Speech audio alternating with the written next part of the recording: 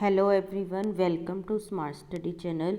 So this is another video of MHI 1 series जिसमें हम इग्नू का MA हिस्ट्री का कोर्स कवर कर रहे हैं, right. MA history course first year का MHI 1 कवर कर रहे हैं।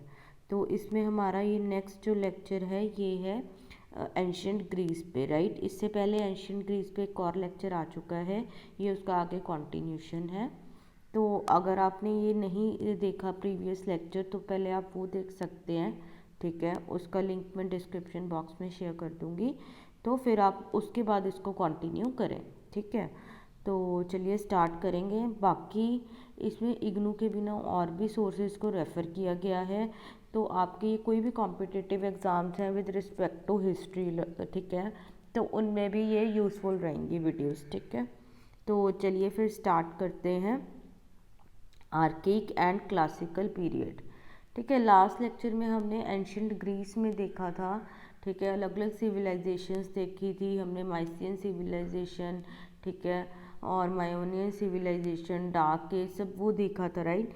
आज उसके बाद हम कंटिन्यू करेंगे आर्केइक एंड क्लासिकल पीरियड, ठीक है। मीन्स पुरातन काल और क्लासिकल युग। अब क्या होता है, डार्क एज जो अंधकार युग होते हैं, उसके बाद हमारा आता है आर्केइक पीरियड। ये आपको सीक्वेंस एक बार याद रखनी है, ठीक है। पहले हमारा डार्क एज आएगा, ठीक है, जब हम ग्रीस की बात कर रहे हैं।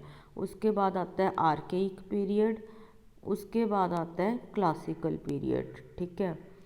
तो ये जो है सीक्वेंस है, तो हमने डार्क एज तक कवर कर लिया। आज हम देखेंगे archaic period and classical period, ठीक है। तो अगर आर्केइक पीरियड की हम बात करते हैं तो इसका टाइम पीरियड है 800 से लेके 500 BC, ठीक है। आर्केइक पीरियड जिसे हम पुरातन काल भी बोलते हैं। तो देखिए, जब इनकी हम बात करते हैं आर्केइक और क्लासिकल पीरियड में, इसमें एक बहुत ज़्यादा इम्पॉर्टेंट क्वेश्चन आता है, discuss the process of transition to democracy in ancient Greece, ठीक है। एंशियंट ग्रीस में ट्रांजिशन टू डेमोक्रेसी का प्रोसेस हमें यहाँ पर डिस्कस करना है कि कैसे जो है डेमोक्रेसी आई, कैसे जो है जनतंत्र आया, ठीक है, यूनान में। तो ये बहुत ज़्यादा इम्पॉर्टेंट है, बहुत ज़्यादा इम्पॉर्टेंट है फ्रेंड्स, आपके असाइनमेंट और एग्ज़ाम्स व्यू पॉइंट से। तो चलिए इसको डिटेल में हम अभी डिस्कस करेंगे। तो देखिए, सबसे पहले तो हम कह रहे हैं कि डेमोक्रेसी की तरफ कैसे ट्रांजिशन हुई, ठीक है, जनतंत्र आया, कैसे आया। तो इट मीन्स स्टार्टिंग में जनतंत्र नहीं था, वहाँ पे डेमोक्रेसी नहीं थी, तो क्या था, कैसे था, वो हम सब अभी देखते हैं। तो देखिए, जब डार्क एज की बात करते हैं ना पहले हम, ठीक है, डार्क एज का जो सेकंड फेज़ था, जो बाद में डार्क एज में थोड़ी डेवलपमेंट्स होने लगी थी, उस टाइम पे बेसिकली क्या हुआ, आपको ये मेंशन करना है कि ये जो प्रॉब्लम्स वगैरह स्टार्ट हुई जिनके कारण डेमोक्रेसी आया, ठीक है, ये प्रॉब्लम्स बेसिकली कहाँ से स्टार्ट हो रही है, डार्क एज के सेकंड फेज़ में। सेकंड फेज़ में ऐसा क्या हुआ, देखिए उस टाइम पे बहुत ज़्यादा क्या था, मतलब डेवलपमेंट्स अभी होने लगी थी, क्योंकि उससे पहले हमें पता है कि कुछ हमने लास्ट लेक्चर में देखा था कि कैसे प्रॉब्लम्स आने लगी थी। डार्क एज में ज़्यादा कुछ था नहीं, है ना, बट लेटर फेज में उसमें जो है डेवलपमेंट्स होने लगी थी।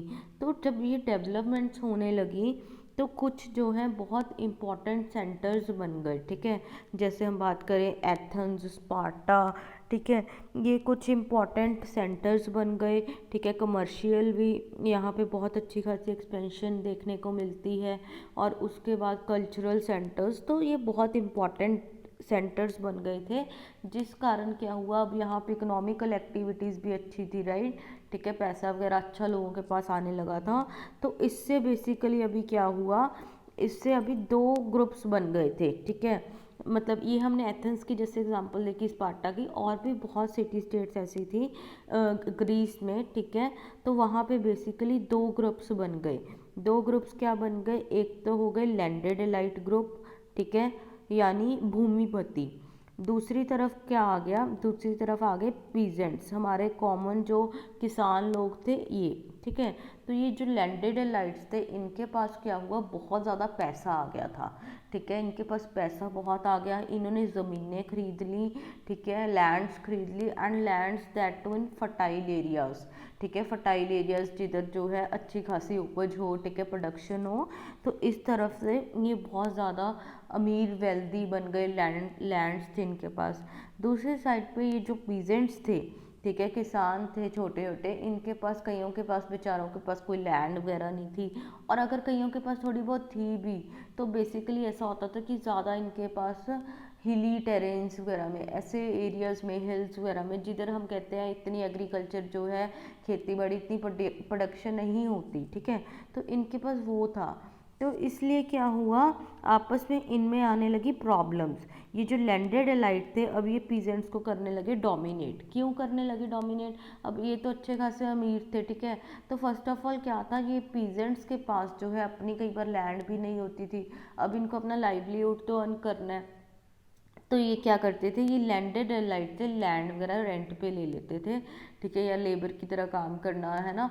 तो ये जो है इनको लैंड वगैरह तो दे देते थे, बट इनकी कंडीशन क्या थी कि भाई जो तुम्हारा प्रोड्यूस होगा, तुम यहाँ पे प्रोडक्शन करोगे एग्रीकल्चर से, उसका 1/3 जो है तुम्हें हमें पे करना पड़ेगा, ठीक है। अब 1/3 उनको पे करना है। फिर दूसरी बात जो है, कई बार इनके पास नहीं होता था इतना पे करने को, है ना, नहीं हो पाती थी प्रोडक्शन, तो क्या होता था, इनको कर्ज वगैरह डेप्ट लेना पड़ता था, राइट, ठीक है, कर्जा लिया। फिर उसके बाद अगर डेप्ट नहीं चुका पाए तो वहाँ पे क्या प्रॉब्लम थी, वहाँ पे डेप्ट बॉन्डेज होता था, ठीक है, बॉन्डेज लेबर होती थी कि अगर तुम हमारा कर्जा नहीं दे पाओगे तो तुम हमारे स्लेव बन जाओगे, ठीक है, हमारे गुलाम बन जाओगे अगर तुम हमारा ऋण नहीं चुका पाए। तो इस तरह से बहुत ज़्यादा पीजेंट्स की एक्सप्लॉयटेशन हो रही थी। दूसरी बात है, वहाँ पे क्या था, वहाँ पे सोशल मोबिलिटी भी नहीं थी, ठीक है। अब सोशल मोबिलिटी का क्या मतलब है कि अगर मान लीजिए बाई चांस ऐसा हुआ कि कोई किसान के पास लैंड आ गई, ठीक है, या फिर पैसा आ गया, तो भी वो ऐसा नहीं कि एरिस्टोक्रेट, ये जो लैंडेड ग्रुप्स थे, इतना पावरफुल हो पाता रहेगा, फिर भी वो किसान ही, चाहे उसके पास पैसा भी आ गया, ठीक है। इसके बारे में एक स्कॉलर हैं ट्रुम्बेक, वेरी इंपॉर्टेंट, ये आप एग्जाम में मेंशन कर सकते हैं। तो ट्रुम्बेक क्या बोलते हैं कि if a peasant manage to become rich he would become a rich peasant, कि अगर किसान ने पैसा वगैरह बना भी लिया तो भी वो जो है एक अमीर किसान ही रहेगा, वो जो एरिस्टोक्रेट्स जितना पावरफुल नहीं हो जाएगा, ठीक है। अब क्या होता था, ये जो एरिस्टोक्रेट्स थे, भूमिपति थे, इनके पास लैंड है, ठीक है, ये बहुत ज़्यादा पावरफुल हैं, तो ये पैसा तो था ही इनके पास। दूसरी साइड ये जो पॉलिटिकल प्रोसेसेस होते थे, ठीक है, पॉलिटी होती थी वहाँ की, कैसे स्टेट वगैरह होगी, ठीक है, उन चीज़ों को भी रन करते थे, ठीक है। अब क्या था बेसिकली, अगर हम पॉलिटिकल स्ट्रक्चर को देखें एक बार थोड़ा सा, तभी आपको थोड़ा पता लगेगा कि हम कह रहे हैं हम जनतंत्र की और डेमोक्रेसी की ओर जाना है, कैसे ट्रांजिशन हुई थी। तो पहले बेसिकली क्या होता था, आप देखेंगे आर्केइक पीरियड में, ठीक है, वहाँ पे ऑलीगैरी थी। ऑलीगैरी मतलब, या फिर हम कहते हैं कि कुलीन, जैसे कुलीन तंत्र था वहाँ पे। तो ऑलिगैरिकल में क्या था कि ये जो लैंडेड एलाइट हमने देखे, भूमिपति, ये एरिस्टोक्रेट्स देखे, ठीक है, इनका ग्रुप होता था, ठीक है, और ये इनका ग्रुप जो है बेसिकली यही इकट्ठे होके जो है रूल कर रहे थे, वहाँ पे स्टेट को भी चला रहे थे। तो इस तरह से ये ऑलिगैरिकल स्ट्रक्चर था आर्केइक पीरियड में, ठीक है। तो यही हुआ कि ये सारे पावरफुल लोग जो हैं, इकोनॉमिकली भी पावरफुल, पॉलिटिकल भी पावरफुल, ये कर रहे थे पीजेंट्स को बहुत ज़्यादा एक्सप्लॉइट। अब देखिए ऑब्वियस ही बात है, पीजेंट्स को होगी प्रॉब्लम, ठीक है, अब कब तक सहेंगे इनको। तो धीरे धीरे प्रॉब्लम्स बढ़ने लगी ग्रीस में, ठीक है, अलग अलग जगहों पे वहाँ पे। और ये जो प्रॉब्लम्स थी आप देखेंगे 600 BC आते आते बहुत ज़्यादा पावर जो है प्रॉब्लम्स बढ़ गई। ये जो पीजेंट्स वगैरह थे, इन्होंने आवाज़ उठानी अलग अलग जगह जो है स्टार्ट कर दी, ठीक है। तो अब क्या हुआ, अब जब ये ज़्यादा होने लगी ऐसे चीज़ें, तो अब इलाइट क्लास को हो गई प्रॉब्लम। उनको हुआ कि अगर ये ऐसे ही करते रहे तो हमें बहुत दिक्कत हो जाएगी, हमारी स्टेबिलिटी को खतरा हो जाएगा, इसलिए हमें कुछ ना कुछ तो इनको करना पड़ेगा। ठीक है, तो कुछ चेंजेस लेके आए वो अलग अलग जगहों पे। फॉर एग्जांपल अगर हम एथेंस की बात करें, ठीक है, वेरी इंपॉर्टेंट, ये आपको मेंशन करना है। 594 बीसी में एथेंस में क्या हुआ, एक बंदा था सोलोन, इसको कहा गया कि भाई तुम ये पीजेंट्स का मसला जो है, पीजेंट्स का इशू है, इसको सॉल्व करो, you need to solve this, otherwise हमारी जो स्टेबिलिटी है वो थ्रेटन होगी, राइट। ठीक है, हमें जो प्रॉब्लम हो जाएगी, हमारा रूल जो है उसको प्रॉब्लम हो जाएगी। तो इसने कुछ रिफॉर्म्स करे। उसने क्या किया, सबसे पहले हम जैसे कर रहे हैं कि पॉलिटिकली भी पीजेंट्स वगैरह के पास कुछ नहीं था, तो इसने उनको थोड़े से पॉलिटिकली राइट्स देने स्टार्ट किए। पॉलिटिकली राइट्स स्टार्ट देने शुरू करें, मतलब आगे चल के जो है एक ये डेमोक्रेसी की तरफ एक फर्स्ट स्टेप था। क्यों, कैसे था, देखिए डेमोक्रेसी में बेसिकली क्या होता है, लोगों के हाथ में होती है। जनतंत्र में हम बोलते हैं ना, जन के हाथ में सब चीज़ है। तो डेमोक्रेसी में बेसिकली जो गवर्नमेंट होती है, for the people, by the people, of the people, right. तो यहाँ पे सबसे पहले स्टार्टिंग हुई, शुरुआत हुई कि जो डेमोक्रेसी है लेटर ईयर्स में, ठीक है, वो हो सकती है कैसे, लोगों को थोड़े पॉलिटिकल राइट्स दिए गए। दूसरी बात जो हम कह रहे थे, क्रेडिट बॉन्डेज, वो डेप्ट बॉन्डेज की हम बात कर रहे थे। ठीक है, कि अगर तुम अपना कर्ज नहीं चुका पाए, ठीक है, डेप्ट नहीं चुका पाए, तो तुम स्लेव बन जाओगे। उस चीज़ को ख़त्म किया सलून ने। तो ये रिफॉर्म्स अच्छे थे, नो डाउट, बट यहाँ पे प्रॉब्लम जो थी ना, वो अभी भी रही। वो जो इशू था, क्यों रहा, क्योंकि यहाँ पे कोई भी लैंड रिफॉर्म्स नहीं करे, ज़मीन के रिगार्डिंग कुछ रिफॉर्म्स नहीं किए गए, ज़मीन वैसी थी। अभी भी दो ग्रुप्स थे, एक के पास बहुत ज़्यादा ज़मीन है, एक के पास यहाँ कुछ भी नहीं है, राइट। तो ये प्रॉब्लम तो बरकरार थी। तो इसीलिए क्या हुआ, इस रिफॉर्म्स के बाद थोड़ी देर बाद फिर से जो है अलग अलग जगहों पे ऐसे फिर से प्रॉब्लम्स आने लगी। और इस टाइम क्या हुआ, कुछ लीडर्स आगे आए, ठीक है, उन्होंने कहा ऐसे बात नहीं बनेगी, ये हमारी बात नहीं सुनेंगे। तो उन्होंने क्या किया, उन्होंने मिलिट्री वगैरह अटैक्स शुरू कर दिए। बिल्कुल ये हो गया था, मान लीजिए ये ऑलिगेरिकल जो स्ट्रक्चर था ये ख़त्म होने लगा था इनका। ठीक है, वो लीडर्स ने अपने हाथ में जो है मिलिट्री अटैक से, वायलेंस से जो है वहाँ पे रूल करना स्टार्ट किया। इसे हम क्या बोलते हैं, टायरेनिकल फेस। ओके, टायरेनिकल फेस बोलते हैं, या फिर तानाशाही। ठीक है, तानाशाही करने लगे लीडर्स को छाके, तो इसी को बोलते हैं कि ट्रांजिशन टू डेमोक्रेसी वाला फेज था अब। ठीक है, अब इसके बाद आप देखेंगे डेमोक्रेसी स्टार्ट होती है।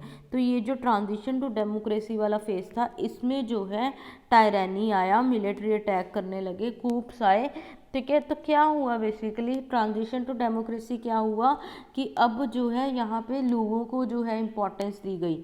ठीक है, तो धीरे धीरे जो है आप देखेंगे कंप्लीटली डेमोक्रेसी आती है एथेंस में। ठीक है, एथेंस और सिर्फ सॉरी एथेंस में नहीं, पूरे ग्रीस में।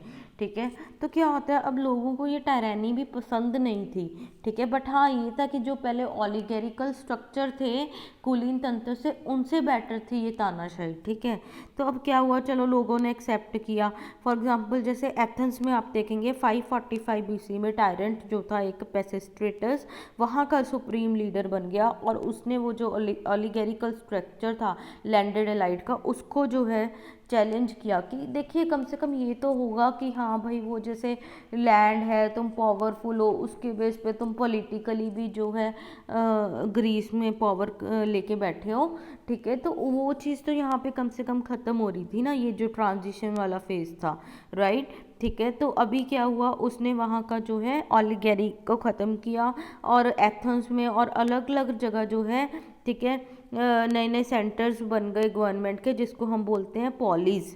ठीक है, तो यहाँ पे कहीं ना कहीं एक फाउंडेशन रखा गया था डेमोक्रेसी का। ठीक है, इस ट्रांजिशनल पीरियड में जब हम ऑलिगेरी से, कूलिंग तंत्र से हम डेमोक्रेसी यानी जनतंत्र की तरफ बढ़ रहे थे। ओके, उसके बाद क्या होता है, अब एथेंस की अगर हम बात करें तो 545 बीसी में हमने देखा पेसिस्ट्रेटस आया। ठीक है, इसने ऑलिगेरी को ख़त्म किया। फिर उसके बाद 510 बीसी में जब पेसिस्ट्रेटस की डेथ होती है, तो आगे उसका सन आ जाता है हिप्पियस। तो अब लोगों को लगा कि यार पहले ऐसा था कि वो जिनके पास लैंड है वही रूल करी जा रहे हैं, ठीक है। अब यहाँ पे क्या हो गया, एक जिसके फादर आया, फादर की डेथ हुई, अब आगे उसका सन आ गया। ये तो कहीं ना कहीं ऐसा हो रहा है कि इनकी फैमिली ही हम पे रूल करेगी, राइट। डायनेस्टिक रूल इस्टेब्लिश कर रहे हैं ये तो लोगों को वो चीज़ भी प्रॉब्लम हो गई कि ये जो टायरानी थी अब डायनेस्टिक रूल में क्रिएट हो रही है, तो हमें तो ये नहीं चाहिए, ठीक है। वो बहुत ज़्यादा क्योंकि परेशान हो गए थे पहले ही कि कुछ लोगों के हाथ में अगर पावर है, उस चीज़ से वो पहले ही परेशान हो गए थे। तो इसलिए क्या हुआ, अब यहाँ पे आप देखेंगे एथेंस में एक और लीडर आता है, ठीक है, क्लेस्थीन्स, ठीक है। क्लेस्थीन्स आता है 510 BC में, हिप्पियस की पावर ख़त्म कर दी जाती है और फिर क्लेस्थीन्स आता है। क्लेस्थीन्स क्या करते हैं, जो एथन में पॉलिस थी उसको फर्दर 139 डेम्स में डिवाइड कर देता है। अब डेम बेसिकली क्या था, डेम एक पॉलिटिकल यूनिट था, ठीक है, बेसिक पॉलिटिकल यूनिट जिसमें, ठीक है, जिसका जो मेंबर है हर एक सिटीजन इसका जो है मेंबर होगा। तो यहाँ पे देखिए डेमोक्रेसी अब आने लगी थी, क्लासिकल पीरियड भी स्टार्ट हो गया था। तो क्लासिकल पीरियड में आप देखेंगे डेमोक्रेसी अच्छे से देखने को मिलती है, ठीक है। ये आर्केइक पीरियड का एंड था, क्लासिकल पीरियड की शुरुआत थी, ठीक है। इसमें क्या होता है, अब लोगों को जो है डेम का मेंबर बनाया गया, लोकल गवर्नमेंट्स इन्होंने इलेक्ट करी, ठीक है। तो इस तरह से एथेंस में डेमोक्रेसी स्टार्ट हुई और धीरे धीरे आप देखेंगे अलग अलग जगहों पे भी सेम हालत थी, ठीक है, डेमोक्रेसी आ रही थी। ये हम एथेंस का केस लेके चल रहे हैं, पर आप देखेंगे साथ साथ में और ऐसी जगहें थी जिधर डेमोक्रेसी की स्टार्टिंग होने लगी थी। फॉर एग्जांपल जैसे बोलते हैं कि ये जो डेमोक्रेसी थी, क्लासिकल डेमोक्रेसी थी ग्रीस में, ये स्टार्ट कहाँ से हुई, चियोस और मेगारा, ठीक है। चियोस और मेगारा जो थी अर्लीस्ट डेमोक्रेसी, अर्लीस्ट जनतंत्र बने, ठीक है। सब जगह ऐसे था कि ये डेम्स बने थे और डेम्स में क्या था, इलेक्टेड गवर्नमेंट होती थी लोगों के द्वारा। और फिर इसके बाद और क्या किया गया क्लासिकल पीरियड में, जैसे बड़ी बड़ी पोस्ट थी, मिलिट्री पोस्ट वगैरह, अब कॉमन लोगों के लिए खोल दी गई थी। पहले सिर्फ वो अरिस्टोक्रेट्स के लिए जो है रिजर्व रहती थी, अब यहाँ पर डेमोक्रेसी का एक और स्टेप आया कि ये आम लोगों के लिए भी खोल दी गई। तो इस तरह से आप देखेंगे ग्रीस में अगर जो है डेमोक्रेसी इस टाइम पे स्टेट टू स्टेट में भी वेरी कर सकता है, कहीं ज़्यादा है कहीं कम है, पर इस टाइम पे अगर कंटेम्प्रेरी हम और सोसाइटी स्टेट से कंपेयर अगर हम करें तो ग्रीस में जो है, यूनान में इस टाइम पे अच्छी खासी पार्टिसिपेशन थी लोगों की डेमोक्रेसी के अंदर, ठीक है, लोकतंत्र के अंदर। तो इस तरह से ट्रांजिशन देखने को मिलता है आर्केइक टू हाँ क्लासिकल पीरियड, जिसमें जो है डेमोक्रेसी आती है, ठीक है। आप एक फ्लो चार्ट टाइप भी बना सकते हैं अपने एग्जाम में कि देखिए कैसे बनेगा। पहले हमने एक आर्केइक पीरियड की बात की, यहाँ पे आपको मिलेगी ओलिगेरी, ठीक है, ओलिगेरी मतलब कुलीन तंत्र, ठीक है। उसके बाद आपका आता है ये ट्रांजिशन वाला फेज, ठीक है, ट्रांजिशन वाला फेज जब हम डेमोक्रेसी की तरफ, जनतंत्र की तरफ बढ़ रहे हैं, इसमें आप देखेंगे टायरेंट आते हैं, तानाशाही होती है, राइट। उसके बाद जो है क्लासिकल पीरियड में डेमोक्रेसी स्टार्ट हो जाती है, यहाँ पे प्रॉपर अच्छे वाली, ठीक है, जिसको हम बोलते हैं लोकतंत्र आ जाता है यूनान में, ओके, ग्रीस में। तो इस तरह से हमने ये अच्छे से देखा कि जो हमारा ट्रांजिशन हुआ एंशियंट ग्रीस में किस तरह से था, ठीक है। बहुत इंपॉर्टेंट है, इस लेक्चर को आप अच्छे से देखिए, ठीक है। और इससे नेक्स्ट लेक्चर भी बहुत इंपॉर्टेंट होगा, हम उसमें एंशियंट ग्रीस में कैसे स्लेवरी थी, ठीक है, उसकी बात करेंगे, वो भी बहुत इंपॉर्टेंट लेक्चर है, तो आप ज़रूर देखें। एंड आप इसके लिए चैनल को सब्सक्राइब कर लीजिए अगर आपने अभी तक नहीं किया, बेल आइकन को प्रेस करें, उससे क्या है आपको नोटिफिकेशन मिल जाएगी जब भी मैं नई वीडियो अपलोड करूँगी, ठीक है। तो चलिए फिर मिलेंगे हम नेक्स्ट लेक्चर में, ठीक है। टिल देन आप अभी अच्छे से अपनी पढ़ाई कीजिए, ठीक है। और अगर आपका कोई भी डाउट्स हैं, ठीक है, तो आप मेंशन कर सकते हैं कमेंट सेक्शन में, या फिर आप जो है हमारे व्हाट्सएप ग्रुप, टेलीग्राम ग्रुप को ज्वाइन कर सकते हैं, हमारा फेसबुक पेज भी है उसको लाइक कर सकते हैं, ठीक है। तो आप वहाँ पे भी मेंशन कर सकते हैं अगर आपको कुछ भी डाउट्स हैं, कुछ फीडबैक है, तो हम वैसे उस पर वर्क कर लेंगे। तो चलिए मिलेंगे नेक्स्ट लेक्चर में, till then thank you, bye bye.